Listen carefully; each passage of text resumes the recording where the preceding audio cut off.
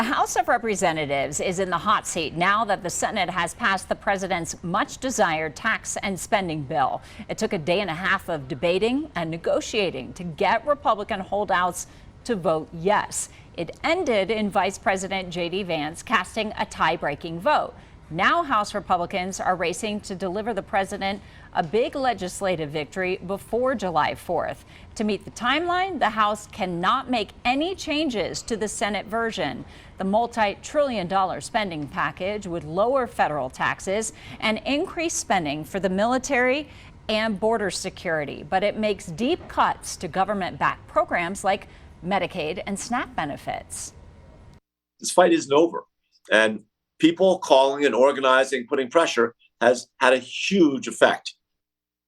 John Hickenlooper and Colorado's Governor Polis joined other lawmakers this morning to urge the House of Representatives to push back on the bill. I listened to the virtual news conference they held this morning. Senator Hickenlooper called on Coloradans to reach out to House lawmakers to ask them to vote against it. The senator called the bill cruel and reckless. He says cuts to SNAP benefits will impact 600,000 Coloradans. Governor Polis said the bill would divert millions of dollars from patients and doctors to hire many more government workers to implement the bill's new requirements.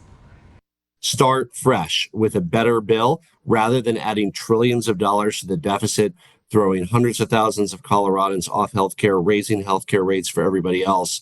We know that you can do better. They're going to push the responsibility for food benefits back onto the states for the first time ever.